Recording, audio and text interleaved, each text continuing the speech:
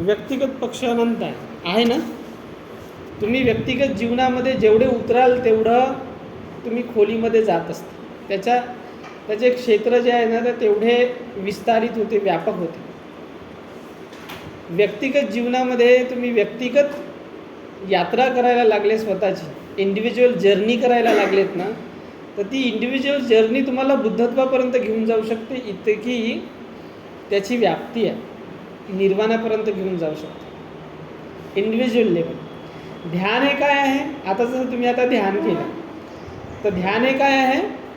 व्यक्तिगत प्रवास आहे, इंडिव्हिज्युअल जर्नी आहे, जी स्वतःकडे घेऊन जाणारी आहे मनुष्याला.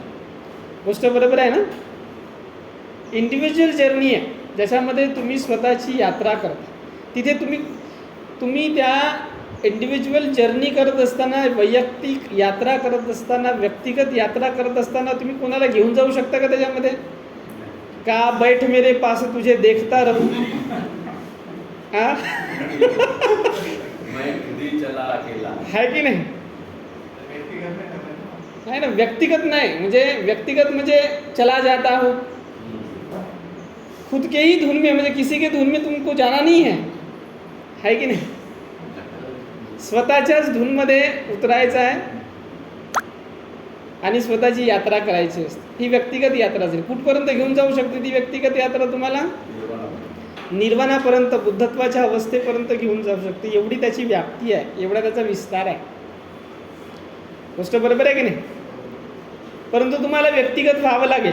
व्यक्तिगत म्हणजे बाकीच्या सगळ्यापासून तुम्हाला तुटावं लागेल. म्हणजे तुम्ही ध्यानामध्ये बसलात, तर ध्यानामध्ये बसले असताना तुम्ही एकटे आहात, ओनली यू, आहे की नाही? तिथे काही कोणाचा संबंध आहे का? डोळे लावून आहेत, ठीक आहे. डोळे हे सगळ्यात तुमचं जे आहे ते चंचल इंद्रिय असतं. सर्वात चंचल इंद्रिय कोणतं आहे? डोळे. डोळे जे आहे उघडे असले तर मनुष्याचं ध्यान लागत नाही. तो व्यक्तिगत होऊ शकतो का? डोळे उघडे तर त्याचं जे आहे ते संबंध बाहेरच्या विश्वाशी येऊन जातो. म्हणून पहिले डोळे लावा लागते, त्याच्यानंतर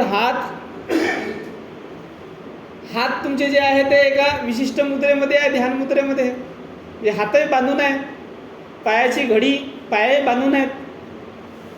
पायाची घडी करावी लागेल, हाताची घडी करावी लागेल, आणि बसायचं आहे. लेटाचं वगैरे काहीच नाही आहे, एका आसनामध्ये बसायचं आहे. तर तुम्ही तुमची सीट घेतली आणि त्या सीटवरती तुम्हाला बसायचं आहे आणि काही संबंध नाही दुसऱ्याशी. स्वतःच्या जीवनामध्ये उतरायचं. हे व्यक्तिगत जीवन झालं. तुम्ही अनंत यात्रा करू शकता, आहे ना, व्यक्तिगत जीवनाची. परंतु हा व्यक्तिगत जीवनामध्ये वापरलेला हा जो विनय आहे तुमचावाला, हा विनयाचा भाग येतो. हा विनय याचा सांस्कृतिक पक्ष होऊ शकते का? याचा सामाजिक पक्ष होऊ शकतो का? याला सामाजिक स्वरूप प्राप्त होऊ शकतं का? तर हो, याचा सामाजिक पक्ष होऊ शकतो.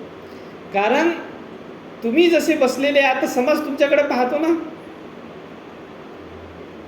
जेव्हा समाज पाहतो तेव्हा समाजाला तो जे रूप आहे तुमचंवालं, ते रूप विलक्षण वाटतं, आकर्षित करणारं वाटतं.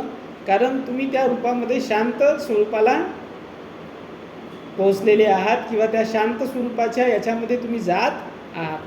तर तुमचं शांत स्वरूप पाहून समाज जो आहे तुमच्याकडे आकर्षित होतो. बुद्धाची मूर्ती जगामध्ये का सर्वात जास्त विकत घेतली जाते?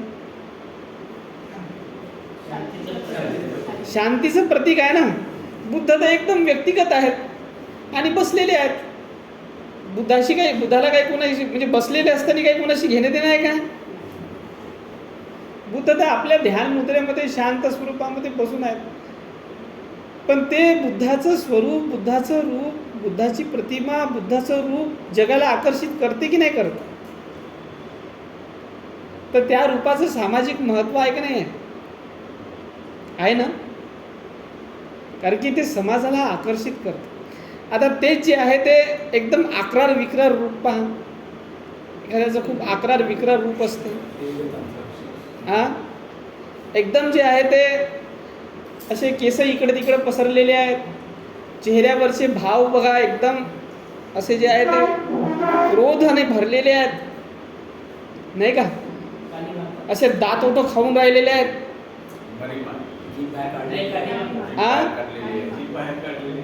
हा, एकदम जे आहे ते हिंसक रूप आहे. तर हिंसक रूप कोणाला पसंती येईल का? जसं एखादी या ठिकाणी जर समजा तुमच्या वर्गातच एखाद्याचं हिंसक रूप उत्पन्न झाला, तर तुम्ही त्याला काय म्हणाल? हिंसक रूपाला वाढू द्याल का? त्याची पूजा अर्चना प्रार्थना कराल का? त्याच्या हिंसक रूपाला तुम्ही शांत करण्याचा प्रयत्न कराल का नाही? लगेच अरे बाबा शांत हो, शांत आहे की नाही? कराल की नाही करणार? आहे ना गोष्ट बरोबर? हा, गौतम बुद्धाची मूर्ती आपण ठेवू शकतो. म्हणजे गौतम बुद्धाचं स्वरूप आपण त्याला हे करतो. सगळे लोक जे आहे ते हे येतात का त्याचं स्वरूप गौतम बुद्धाचं स्वरूप झालं पाहिजे, म्हणजे शांत स्वरूप झालं पाहिजे. गोष्ट बरोबर आहे का नाही? आपण करतो की नाही करत या बाबी? किती महत्त्वाचं आहे?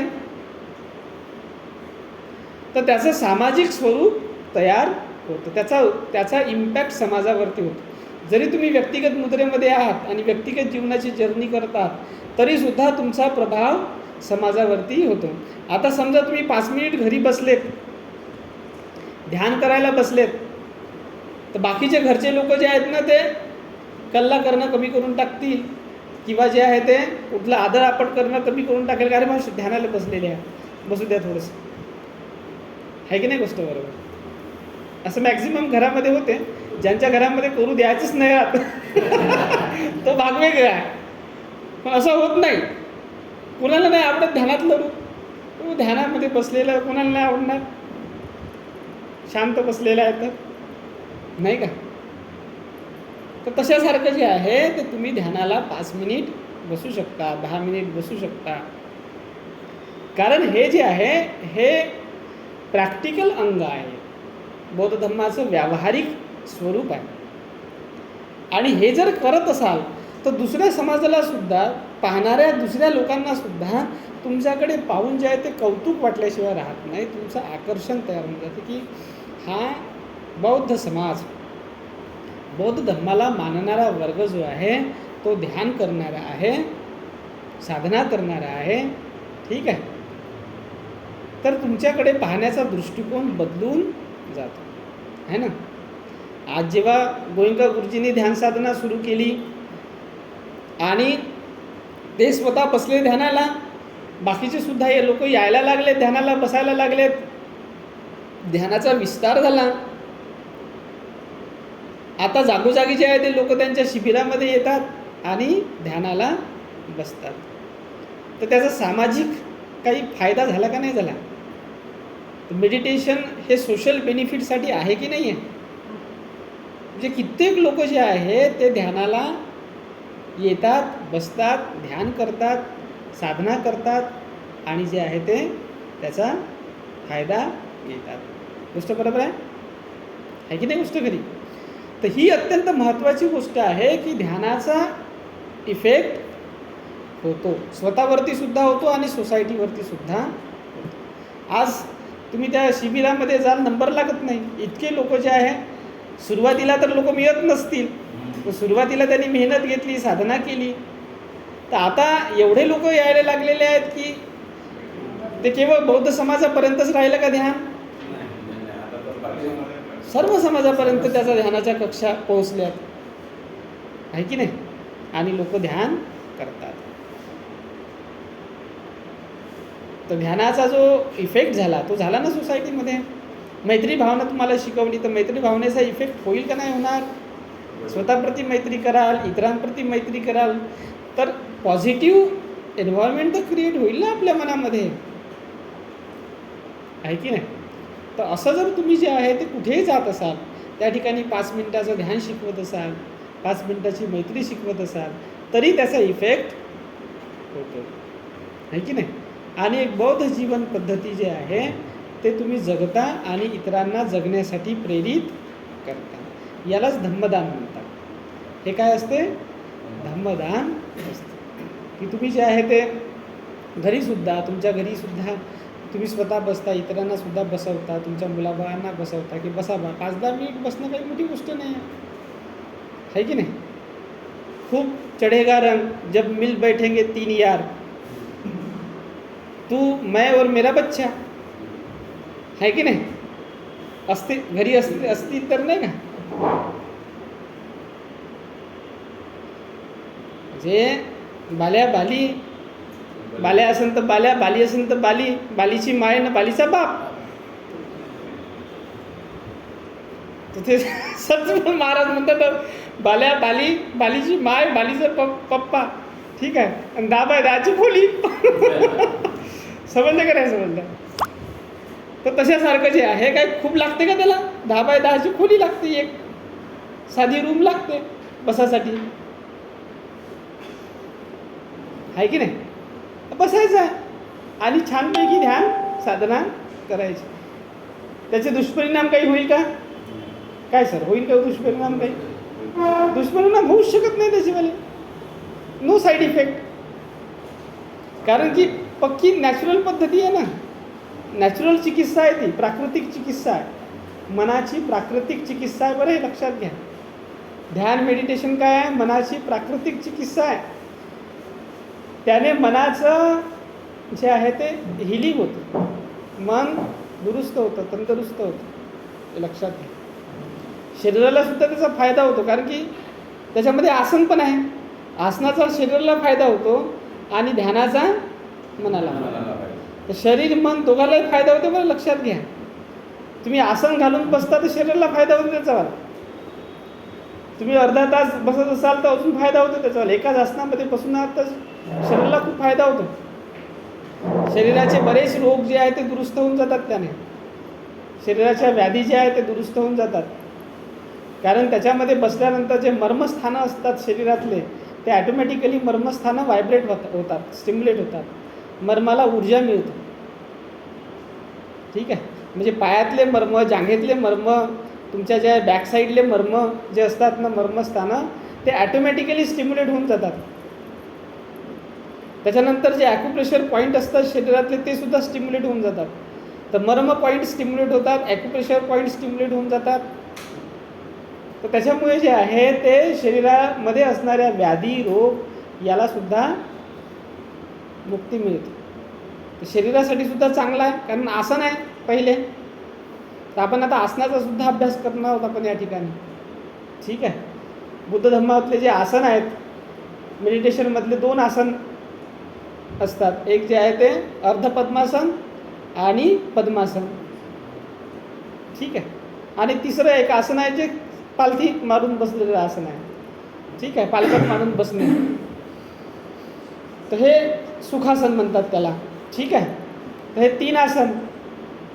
आणि त्याच्यानंतर मग अभिवादनाचे आसन आहेत. पंचांग आसन जे उकडू बसून तुम्हाला करावं लागतं. आणि वज्रासन. पंचांगासन आणि वज्रासन. त्याचे खूप फायदे होतात.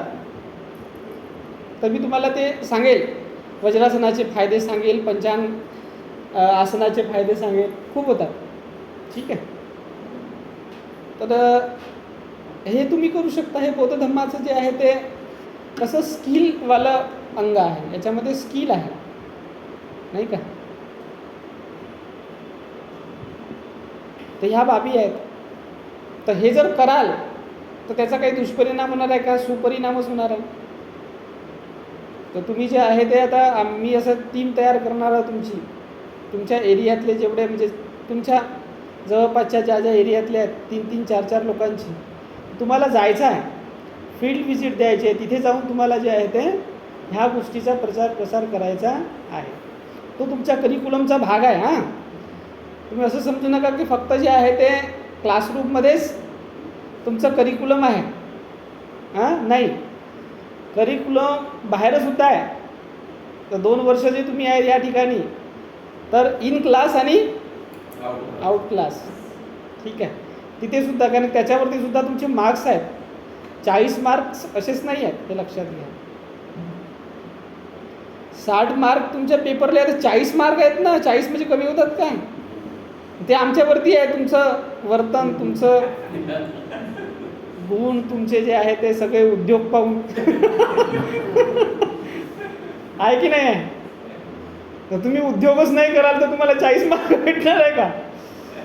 तर ते उद्योगसुद्धा तुम्हाला करायचे आहे. तुमची टीम आम्ही बनवू, तुम्हाला जायचं आहे आणि रिपोर्ट द्यायचा आहे. ठीक आहे. आणि तो रिसर्चसाठी सुद्धा तुमच्या कामी येणार, कारण तिथे जाऊन तुम्हाला रिसर्चसुद्धा करायचा आहे. तर या अनुषंगाने तुमचं जे आहे ते हे होणार आहे. तर लक्षात घ्या, तुम्ही तुमच्या व्यस्त टायमातला अर्धा पाऊण घंटा जरी काढला तरी पुरेसा आहे. ठीक आहे. आणि तुम्ही त्या विहारामध्ये चालले जा, तिथे जाऊन थोडंसं तुम्ही तुमचं हे करा. ठीक आहे. तुम्ही ऑथराइज्ड विद्यार्थी आहात आणि या क्षेत्रातले तुम्ही ऑथराइज्ड पर्सन आहात, because you are doing MA in Buddhist studies particular discipline. ठीक आहे की नाही? तर तुम्ही मास्टर आहात ना, आहे की नाही? तर मास्टर जर असेच बस्तर जिल्ह्यामध्ये जातील तर काही अर्थ राहणार आहे का? त्याच्यामुळे तुम्ही बस्तर जिल्ह्यामध्ये जाऊ नका. ठीक आहे. असं सांगण्याचं तात्पर्य आहे माझं. तर हे गोष्ट जी आहे तशी समजून घ्यायची आहे. याचा एक थेरॉटिकल पक्ष आणि प्रॅक्टिकल पक्ष, हे दोन्ही पक्ष महत्त्वाचे आहेत. आणि या दोन्ही पक्षामध्ये तुम्हाला समतोलपणा आणायचा आहे. तेव्हा कुठे तुमचे क्रेडिट डिसाईड होतील, हे लक्षात. नाहीतर ते एकतर्फी क्रेडिट होऊन जातील, त्याला काही महत्त्व राहणार नाही. ठीक आहे. तसं करायचं आहे तुम्हाला. इथे जे स्किल तुम्ही बौद्ध धम्मातले शिकाल ते स्किल तुम्हाला सोसायटीमध्ये जाऊन वापरायचे आहेत. ठीक आहे. असा तसा अर्थ होतो. कारण आता तुम्ही जे आहे ते स्किलवाला सब्जेक्ट शिकणार आहात. एक बौद्ध कला आणि स्थापत्य तुम्ही शिकणार आहात.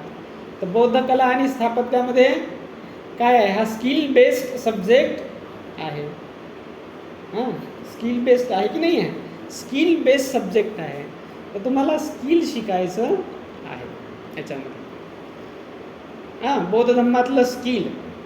तर तुम्हाला पहिलं जे आहे ते बौद्ध कलेमध्ये सगळ्यात पहिली कला कोणती आहे, ज्याच्यामध्ये तुम्हाला जे आहे ते फोकस कशावर केलेलं आहे बौद्ध धम्मातलं, जे तुम्ही बौद्ध कलेला जेव्हा पाहाल त्याच्यामध्ये तुम्हाला केंद्रबिंदू काय दिसते, है ना? ध्यानामध्ये बसलेले भगवान गौतम बुद्ध, हे पहिलं आहे ना. म्हणजे बौद्ध कलेमध्ये पहिलं लक्षणीय जी बाब आहे ती काय आहे? भगवान बुद्ध आहे. लक्षात घ्या, भगवान बुद्ध आहेत.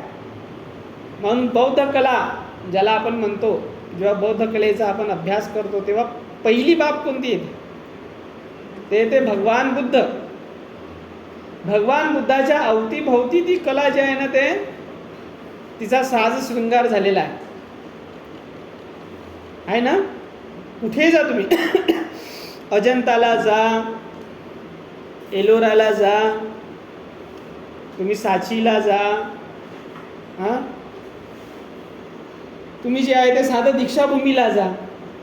तिथं अंदर गेल्यावरती तुम्हाला कोण दिसते?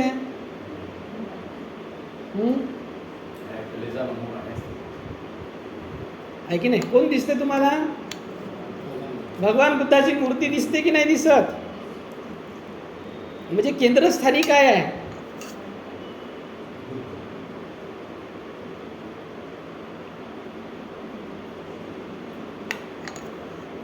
केंद्रस्थानी बुद्ध आहेत, आहे ना. आणि बुद्ध वेगवेगळ्या आसनामध्ये आहेत, वेगवेगळ्या मुद्रेमध्ये आहेत. कोणत्या कोणत्या मुद्रा आहेत बुद्धांच्या? कोणत्या कोणत्या मुद्रेमध्ये तुम्हाला बुद्ध दिसतात? भूमिस्पर्श मुद्रेमध्ये. Very nice. कुठे आहे भूमिस्पर्श मुद्रा? हां, भूमिस्पर्श मुद्रा कुठे आहे? प्राचीन स्थळ सांगा जिथे भूमिस्पर्श मुद्रेतील बुद्धाची मूर्ती दिसते. भारतातलं बुद्ध म्हटलं तर सगळ्यात पहिले भारतातलं कोणतं स्थान येतं नजरे समोर? बुद्धगया. बुद्धगयेमधली मूर्ती पाहिली का तुम्ही? टेम्पलमधली मूर्ती कोणत्या मुद्रेतील आहे? भूमिस्पर्श मुद्रा आहे. अशी असा जो हात आहे ना, अशा ह्या बसलेल्या आसनावरून असा खाली जमिनीकडे दाखवलेला आहे. भूमिस्पर्श म्हणजे भूमीला स्पर्श करणारी मुद्रा आहे. काय त्याचा अर्थ काय आहे? का भूमिस्पर्श मुद्रा आहे? हा, पृथ्वीला साक्षी मानलेला आहे. का पृथ्वीला साक्षी मानलेला आहे?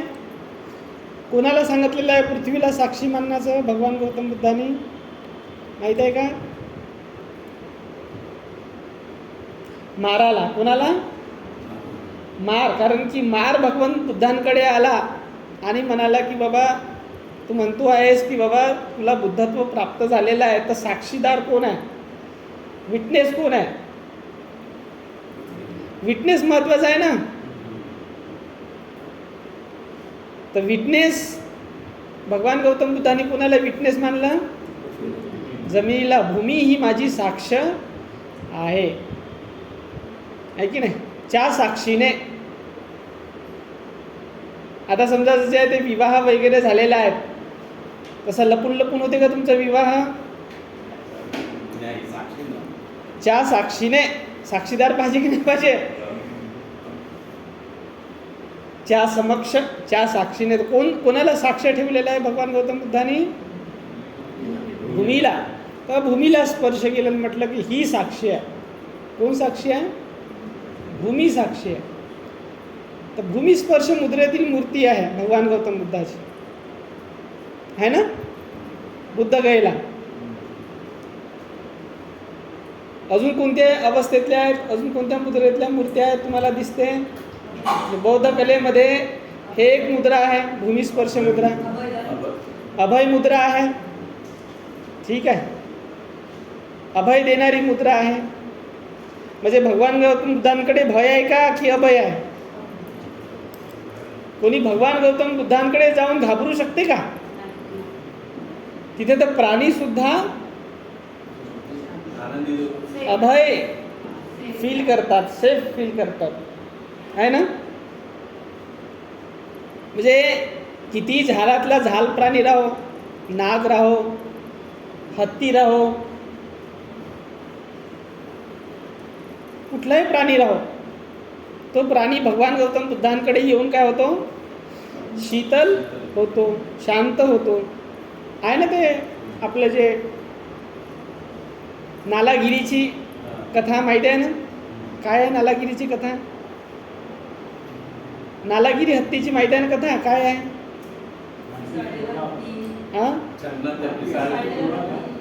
हा, पिसाळलेला हत्ती सोडलेला होता. हा, तर भगवान गौतम बुद्धांनी अभय दिला त्याला, आहे ना. आणि मैत्री बलानं जिंकलं ना. कोणतं बल? बुद्धामध्ये कोणतं बल आहे? मैत्री बल आहे.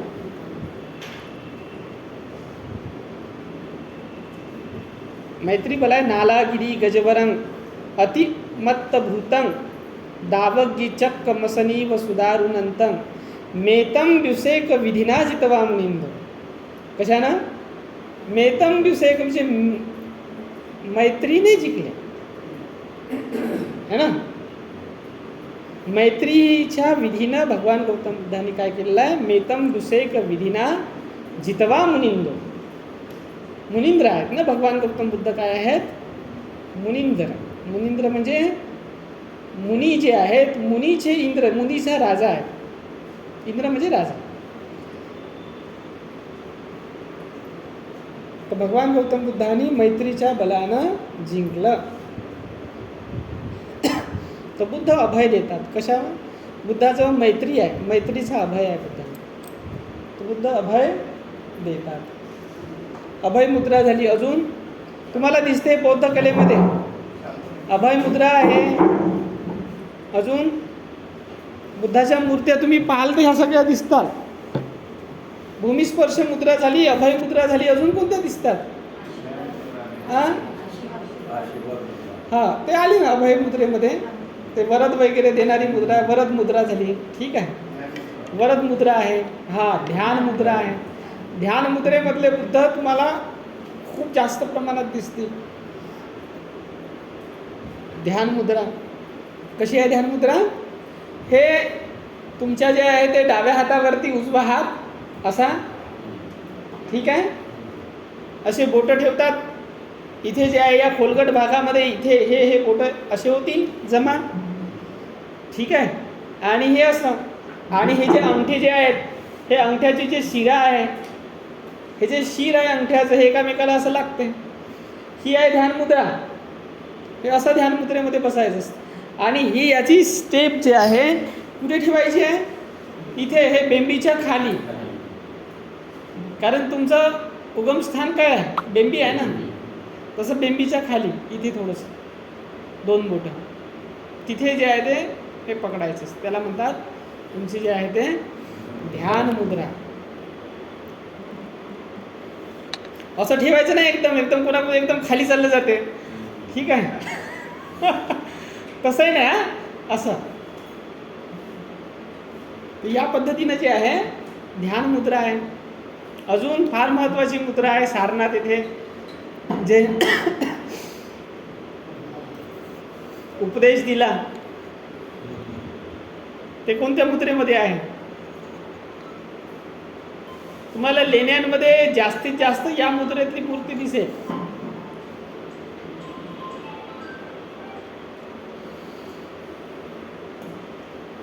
कोणती मुद्रा आहे? आता सध्या 10 तारखेला कोणता दिन साजरा झाला? धम्मचक्र. हा, तर ही कोणती मुद्रा आहे? धम्मचक्र मुद्रा. कोणती आहे? धम्मचक्र प्रवर्तन मुद्रा आहे. धम्मचक्र प्रवर्तन मुद्रा म्हणजे धम्मचक्र प्रवर्तित करणारी मुद्रा आहे. कशी आहे ही? या पद्धतीनं म्हणजे जे आहे ते हे असं जे आहेत म्हणजे तुम्हाला दिसते की ही अंगठ्याला ही नाही तसं नाही. अंगठ्याला ही जे आहे ना, म्हणजे हे कोणतं बोट आहे? मध्यमा बोट. हा, इथे जे आहे ते या पद्धतीने लागलेली आहे. हा या हाताची, ठीक आहे. हा कोणता हात आहे? डावा हात. डावा हाताची असे आहे. आणि हा जो आहे या हाताचं, ही जे तिसरं बोट आहे याला काय म्हणतात? नाही, अनामिका. अनामिका जे आहे ना, हे जे आहे अनामिका इथे लागलेली असते, या अनामिकेला अशी. या पद्धतीची बहुतेक ती मुद्रा आहे. अशी कशी आहे? अशी मुद्रा आहे. कुठे आहे? हा, हे जे आहेत ना, हे अशा पद्धतीनं आणि हे इथे लागलेलं असतं या पद्धतीनं. अनामिकेला अनामिका असं हे बोट जे आहे ना, असं लागतं. असं हे जे असतात ना, हे तुमचं अनामिक बोट जे आहेत ना, हे उजव्या हाताचा अनामिका डाव्या हाताच्या अनामिकेला स्पर्श करणारी असते. असं, ठीक आहे. या पद्धतीनं ते धम्मचक्र प्रवर्तन मुद्रा असते. या पद्धतीचं हे असतं. या पद्धतीनं हे याला इथे तर्जनी, या बोटाला तर्जनी लागते. हे जे अनामिका जे आहेत ना, याला स्पर्श करणारी असते. अशा पद्धतीचं ते आहे. पुन्हा सविस्तर पाहूच आपण. हा, तर धम्मचक्र प्रवर्तन मुद्रा ही अशा पद्धतीची असते. या पद्धतीनं हे करणारी असते. तर हे आसन आहेत वेगवेगळे. तर हे तुम्हाला बौद्ध कलेमध्ये बुद्ध वेगवेगळ्या मुद्रेमध्ये आसनस्थ झालेले दिसतील, ठीक आहे. बसलेले आणि उभ्या अवस्थेमध्ये असलेले पण बुद्ध तुम्हाला दिसतात. अजून कोणती अवस्था आहे? बसलेली झाली, उभी झाली. अजून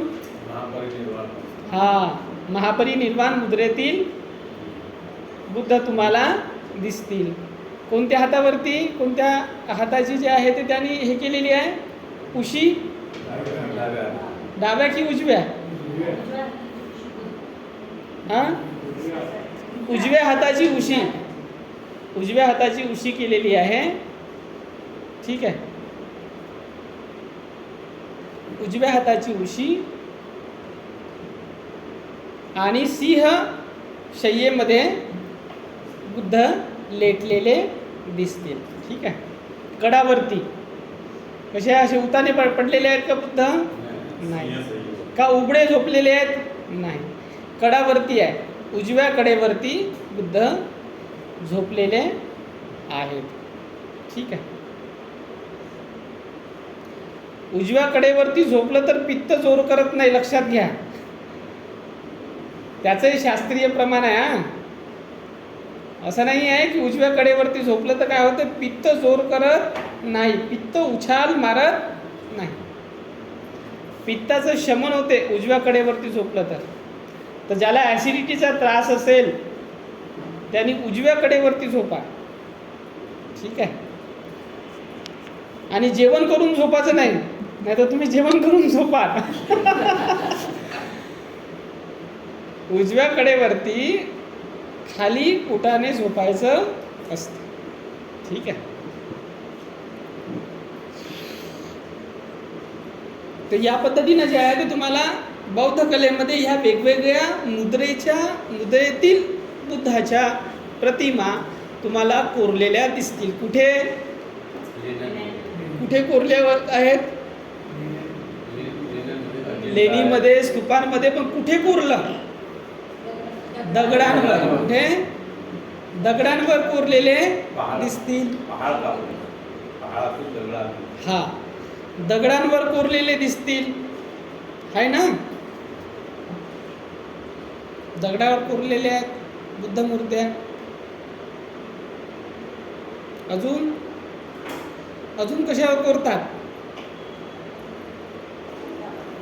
अजून कशावर कोरतात? लाकडावर कोरलेले आहेत. म्हणजे कलेसाठी जो तुम्ही जो हे वापरतात, काय म्हणतात त्याला, जे ज्याच्यावरती कला कोरल्या जाते, है की नाही. कॅनव्हास, जो कॅनव्हास वापरतील नाही का, तो एक तर दगड वापरेल किंवा लाकूड वापरतील, है की नाही. हां, है ना. तर त्या कलामध्ये लाकडावरती सुद्धा कला केलेल्या आहेत, दगडावरती सुद्धा. आज तुम्ही बौद्ध देशांमध्ये जा, विशेष करून जपान वगैरे तिथे गेले तर लाकडावरती तुम्हाला बुद्ध मूर्ती दिसतील. लाकड जास्त वापरतात आणि जगातली पहिली बुद्ध मूर्ती ही लाकडावरतीच कोरल्या गेलेली आहे, हे लक्षात घ्या. सर्वात आधी बुद्ध मूर्ती जे कोरल्या गेली, असं म्हणतात की कोणत्या प्रसंजित राजानी की कोणत्या तरी राजानी आहे, ती लाकडावरती बुद्ध मूर्ती कोरलेली होती.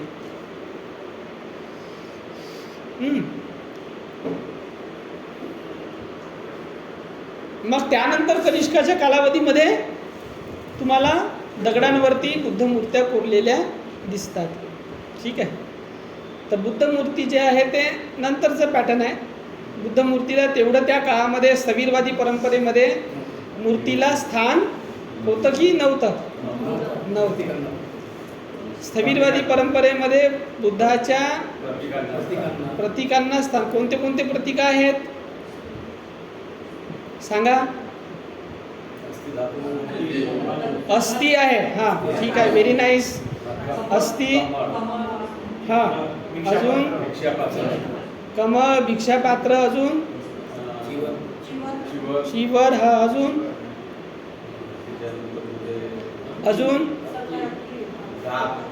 हा, दात वगैरे. हा, ठीक आहे, केस आहे, दात आहे, सगळे म्हणजे बुद्धांनी वापरलेल्या वस्तू आणि बुद्धांचे धातू अवशेष.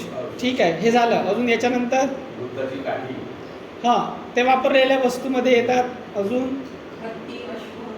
हा, ते आहे घोडे, तुम्हाला अश्व दिसतील, घोडे दिसतील, प्राणी जे काही आहेत, बैल आहे, अजून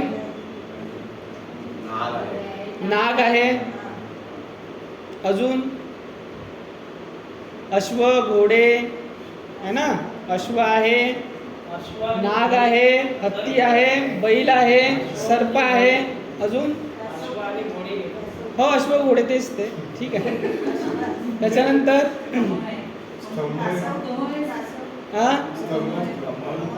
हा, स्तंभ वगैरे आहेत. प्राणी अजून कोणते कोणते आहेत? मेन प्राणी सोडल्यानं धम्मचक्र प्रवर्तन मुद्रेमध्ये कोणता प्राणी तुम्हाला दिसतो? सिंह आहे. अजून धम्मचक्र प्रवर्तन मुद्रेमध्ये प्राणी दिसतो एक. कोणत्या वनामध्ये भगवान गौतम बुद्धांनी उपदेश दिला? मृग तुम्हाला दिसेल. तर दोन बाजून असे मृग दिसतील आणि मधात एक काहीतरी दिसेल. मधात काय आहे? पाहिलं का तुम्ही मधात काय आहे? म्हणजे भगवान गौतम बुद्धाची मूर्ती आहे, धम्मचक्र प्रवर्तन मुद्रेतील, आणि जे फाउंडेशन आहे, फाउंडेशन हा चक्र. कोणतं चक्र आहे? धम्मचक्र. ठीक आहे. हा, तर धम्मचक्र किती आऱ्यांचे आहेत? 8 आऱ्याचं चक्र आहे. अजून 24 आऱ्यांचं आहे आणि 32 आऱ्यांचं आहे. ठीक आहे. हे तुम्हाला बौद्ध कलेमध्ये दिसतील. धम्मचक्र आहे म्हणजे धम्मचक्र प्रतीक मानलं जातं. काय मानलं जातं लक्षात घ्या. धम्मचक्र प्रतीक मानलं जातं. कशाचं प्रतीक आहे? कशाचं प्रतीक आहे धम्मचक्र? धम्मचक्र हे बुद्धाचं प्रतीक आहे. बुद्धाच्या धम्माचं प्रतीक आहे. म्हणजे धम्मचक्र म्हणजे बुद्ध, हे लक्षात घ्या. बुद्ध म्हणजे धम्म, धम्म म्हणजे बुद्ध, हे लक्षात घ्या. तर बुद्धाने काय म्हटलं? वख्खलीला यो धम्मं पश्यति सामं पश्यति. म्हणजे वख्खली जो धम्माला पाहतो तो मला पाहतो. म्हणजे धम्म म्हणजे बुद्ध, हे आलं लक्षात. तर त्या काळामध्ये धम्मचक्र म्हणजे बुद्ध. तर मी तुम्हाला दाखवतो एक जे आहे ते आकृती लेण्यांमध्ये जे आहे ते वज्रासनावरती धम्मचक्र कोरलेलं आहे. वज्रासन कसं आहे? ते विटेच्या आकाराचं वज्रासन असतं. असंच विटेवर उभा नाही आहे. वीट म्हणजे वज्रासन असतं. ठीक आहे. वज्रासन म्हणजे भंगासन, वज्र आसन म्हणजे भंग आसन. म्हणजे त्याच्यावरती काहीही उत्पन्न होत नाही. ते वीट म्हणजे वज्रासन आहे. हे असं असते वज्रासन. चौकोनी आकाराचं वज्रासन असतं. ठीक आहे. आता वज्रासन कुठे आहे? तुम्हाला कुठे भेटते वज्रासन? हा, हे तर ठीक आहे, पण मेन वज्रासन जे आहे ते कुठे आहे? भूमिस्पर्श मुद्रेतील मूर्ती कुठे आहे? आता सांगितली ना, बुद्ध गयेला. तर पिंपळाच्या झाडाच्या खाली जिथे बुद्ध बसले त्या आसनाला वज्रासन म्हणतात. सम्राट अशोकाने पहिल्यांदा वज्रासन बनवलं तिथे. हिरे, माणिक, सोने वगैरे हे करून त्या ठिकाणी वज्रासन बनवलं. हे वज्रासन आहे. आणि वज्रासनावरती बुद्ध आहे. तर वज्रासनावरती जे आहे ते इथे धम्मचक्र कोरल्या गेलेलं असतं. तुमची काही लेण्यांमध्ये पहा, तुम्हाला जे आहे ना ते धम्मचक्र असं कोरलेलं दिसेल. मी दाखवेल तुम्हाला लेण्यांमध्ये. शिवनेरी लेण्यामध्ये, शिवनेरी माहिती आहे ना? शिवनेरी शिवाजी महाराजाचं ते बेसिकली लेणी होती. हा, तिथे आताही तुम्हाला जे आहे ते बुद्धांचे स्तूप आणि आणि त्या ठिकाणी जे आहे ते दिसेल. तर तिथे जे आहेत ना, म्हणजे मेन गेटच्या अशा बाजूला साईडनं जे आहे तसा चैत्य कमानीमध्ये असं चैत्य कमान असते. तुम्ही काढता घरासमोर आता चैत्य कमान. हा, मला कला जमत नव्हती, मला जमून राहिली थोडीशी नाही. तर इथे तुम्हाला चैत्य कमानीमध्ये हे तुम्हाला दिसेल. काय आहे? धम्मचक्र. वज्रासनावर प्रतिष्ठित धम्मचक्र दिसलं म्हणजे हे बुद्ध रूप आहे. हे काय आहे? स्थविरवादी परंपरेतील बुद्ध रूप आहे. लक्षात. स्थविरवादी परंपरेमधलं बुद्ध रूप आहे हे तुम्हाला दिसेल. अजून काय दिसेल वज्रासनावर स्थविरवादी परंपरेमध्ये? वज्रासनावरती स्थविरवादी परंपरेमध्ये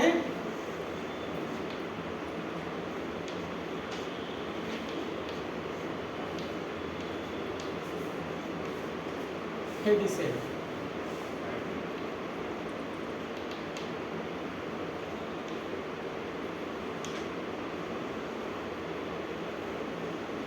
हे काय आहे? हा, हे जे आहेत ना हे तुम्हाला दिसेल ना. स्तूप आहे ना. आता तेवढी ड्राइंग माझीवाली खास नाही आहे, पण लक्षात घ्या. हे अंडभाग आहे, हे तोरण आहे, ही जी आहे ते वेदिका राहील, कंपाऊंडवाला पट्टी. आणि इथे जे आहे हा चबुतरा आहे, म्हणजे स्तूपाचा जो आहे तो चबुतरा असतो. ठीक आहे.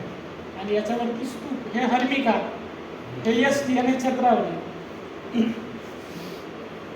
तर हे छत्रावली आहे, हे यष्टी आहे, हे हर्मिका आहे, आणि हा अंडभाग, हे तोरण आणि ही वेदिका. हे वरची वेदिका आणि खाली पण वेदिका असते ना. एक स्तूपाच्या वरती बाजूची वेदिका, एक खाली वेदिका असते.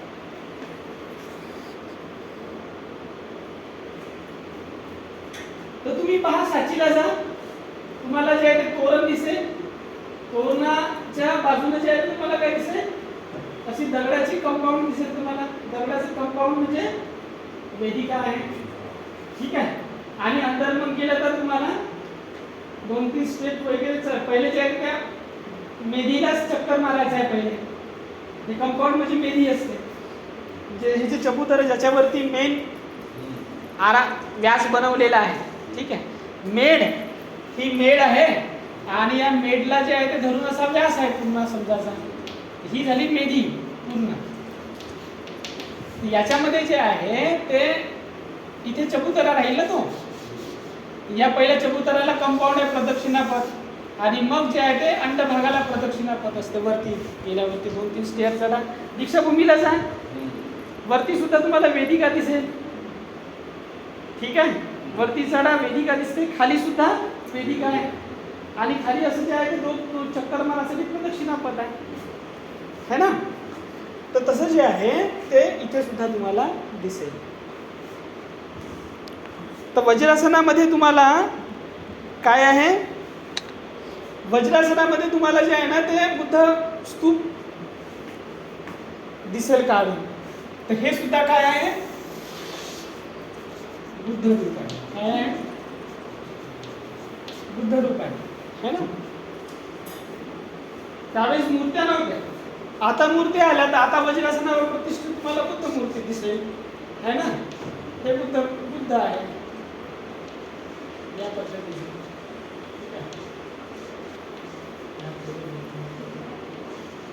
आता प्रतिष्ठित असलेले बुद्ध दिसतील. कमळ दिसेल.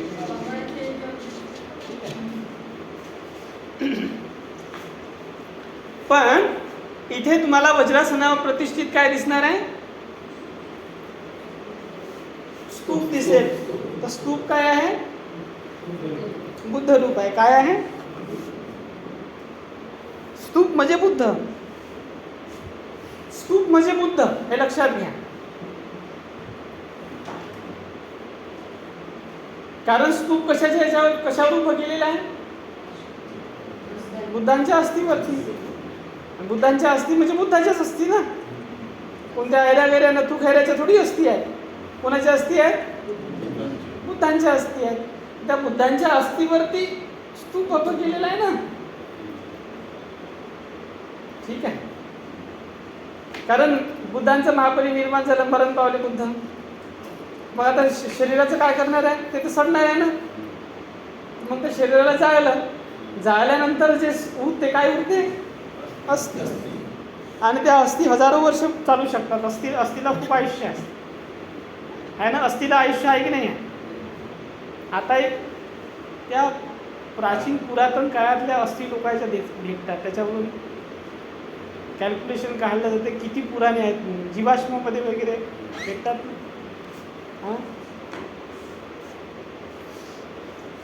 हड्डी कंकाल जे आहे त्याच्यावरती तुमचं.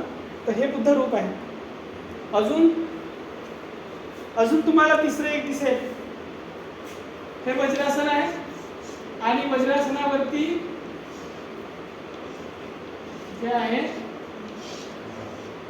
झाड वगैरे केलेलं दिसेल, नाही का.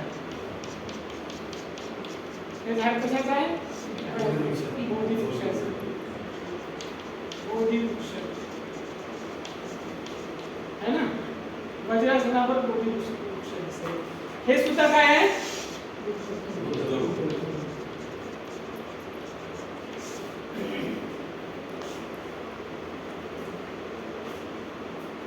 तर हे तुम्हाला कलेमध्ये दिसतील हा.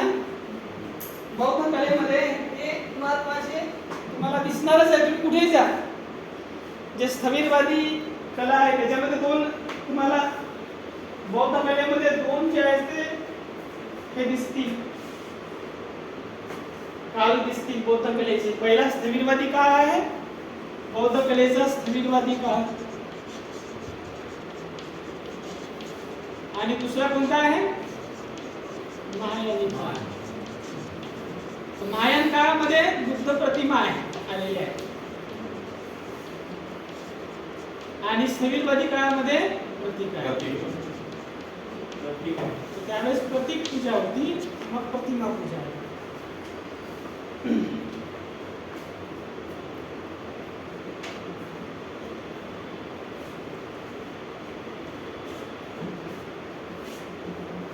आलं लक्षात? तर बौद्ध कलेमध्ये तुम्हाला ह्या गोष्टी दिसतील हा. त्याच्यामध्ये तुम्हाला बौद्ध कलेमध्ये हे प्रतीक दिसल्यानंतर या प्रतीकांची पूजा करताना दिसतील. कारण पूजाचं नियानं एतं मंगलम उत्तमं हा विनय आहे. काय आहे? विनय काय आहे? पूजनीयाची पूजा करणे. तर पूजा करणे हे उत्तम मंगल आहे. हे भगवान गौतम बुद्धांनी सांगितलं. कोणत्या सूत्रामध्ये सांगितलं? महामंगल सूत्रामध्ये. तर तिथं संस्कृती बनेल की नाही बनेल? भगवान गौतम बुद्धाने स्वतः सांगितलं पूजनीयांची पूजा करायची. तर मग पूजा करणे हे उत्तम मंगल आहे. तर मग बुद्ध प्रतीकांची काळामध्ये जेव्हा भगवान गौतम बुद्ध होते तेव्हा बुद्धांची पूजा करत होते लोक. कशाने पूजा करायचे बुद्धांची? म्हणा बुद्ध पूजा गाथा येते तुम्हाला? कोणती बुद्ध पूजा गाथा आहे? म्हणत नाही का वन्न गंध गुणोपेतं, वन्न गंध गुणोपेतं एतं कुसुम संतती.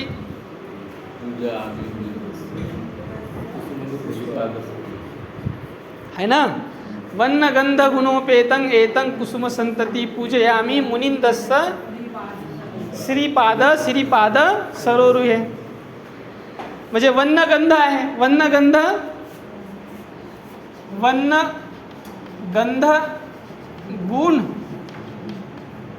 वर्ण गंध गुण उपेतं म्हणजे युक्त. उपेतं म्हणजे काय होते?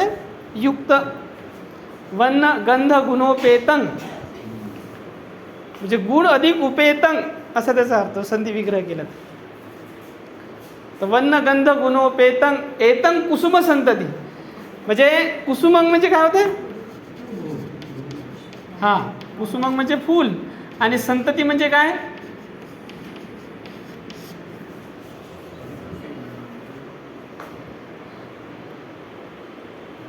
संतती म्हणजे काय? संतती म्हणजे रांग.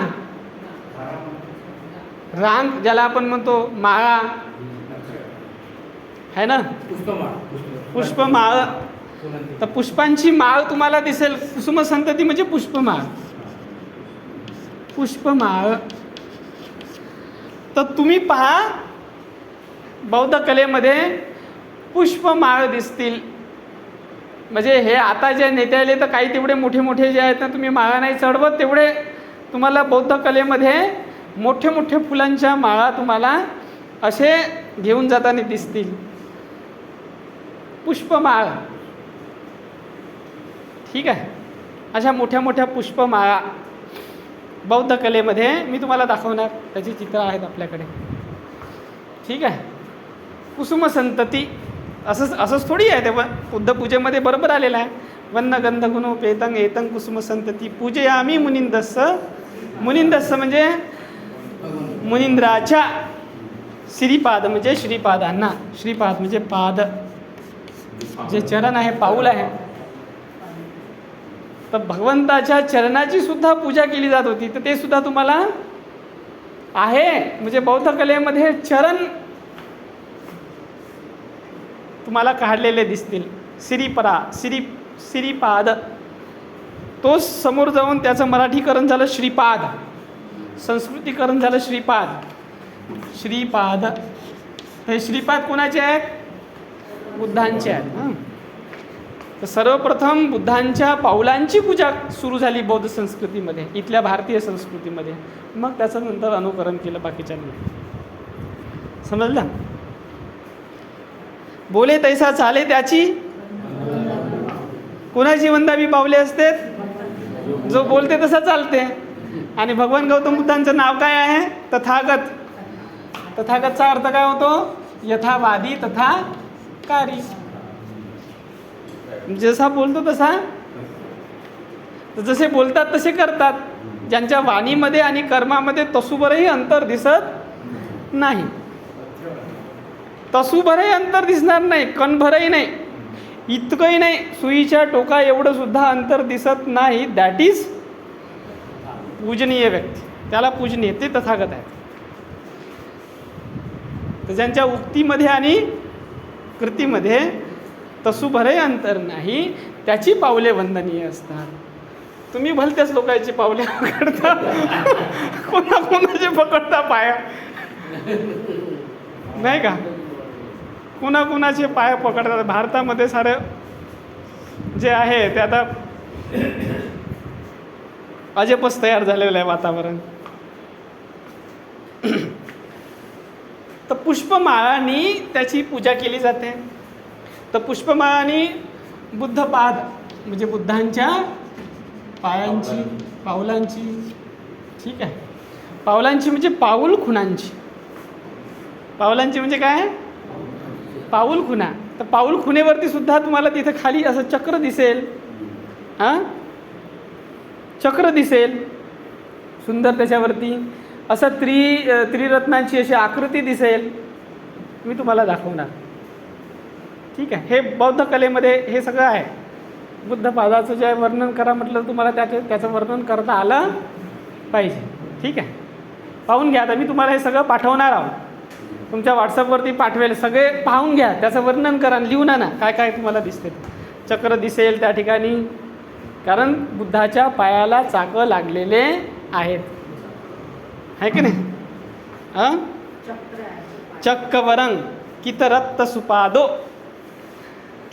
पहा बरं, म्हणजे पाली कामात आली का नाही मजा? कसं एकदम नेमकं तेच आठवत्या. चक्कवरंग कितरत्त सुपादो म्हणजे त्यांच्या पायामध्ये कसे आहेत? चक्र आहेत, है की नाही?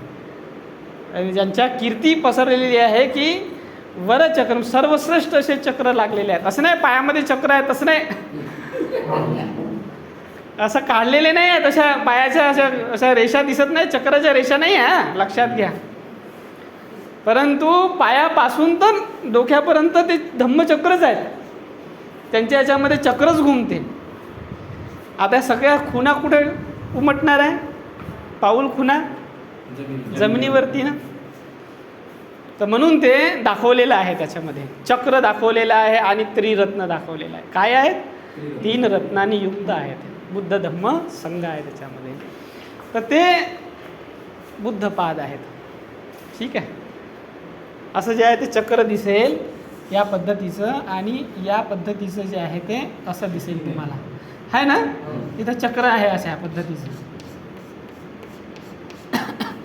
हे म्हणजे त्रिरत्नाचं प्रतीक आहे. याला त्रिशूल नका समजू. त्रिशूल सुद्धा त्रिरत्नच आहे. ते सुद्धा समोर जाऊन जे आहे ते त्याला त्रिशूल बनवलं इथल्या व्यवस्थेनं, आहे ते त्रिरत्नच, ठीक आहे. आणि त्याला सुद्धा जे आहे त्या त्रिशूलला असं तुम्हाला दिसेल इथे जे आहेत ना अशा पद्धतीचं, हे जे आहेत ना हे तुम्हाला डमरूसारखं दिसेल ना. डमरू नाही आहे ते सुद्धा तुम्हाला काय आहे बा, त्याला काहीतरीच म्हणतात, ठीक आहे, मी सांगेल. तर असं तुम्हाला इथे दिसेल. नाही, याला नाही, याला लागलेलं दिसेल, याला नाही आहे. ह्या त्रिशूलला लागलेलं राहते समोर, मधामध्ये. हे तुम्हाला इथे दिसेल हा, डमरूसारखं. ते बहुतेक धम्मचक्रच आहे ते. ठीक आहे. तर ते आहे. तर हे असं जे प्रतीकं तुम्हाला दिसते, सगळे प्रतीकं दिसते, 101 बडकर, एकावर एक असे अनेक प्रतीकांनी युक्त तुम्हाला स्थविरवादी बौद्ध कला दिसेल. खूप प्रतीकं आहेत. आणि याच्यामध्ये जे आहेत ना, या प्रतीकांमध्ये तुम्हाला दिसेल की आता या प्रतीकांची, बुद्ध प्रतीकांची पूजा करताना दिसतील. कोण कोण पूजा करताना दिसून राहिलेले आहेत? उपासक आहे, बरोबर. उपासक, उपासिका, हा, अजून हा, अजून हे सगळे मानव झालेत. प्राणी आहेत. कोण कोण आहेत? हा, म्हणजे मनुष्य आहे, त्याच्यानंतर प्राणी आहे. ठीक आहे. अशी इतकी सुंदर कला आहे की त्याच्यामध्ये असे प्राणी, हत्ती वगैरे, बंदर वगैरे, हे सगळे जंगलातले प्राणी जे आहेत, नाग वगैरे, पुष्पमाळा घेऊन जे आहे ते तुम्हाला बुद्ध प्रतीकांना पूजण्यासाठी जात आहेत किंवा पूजत आहे असं दाखवलं गेलेलं आहे त्याच्यामध्ये. ठीक आहे.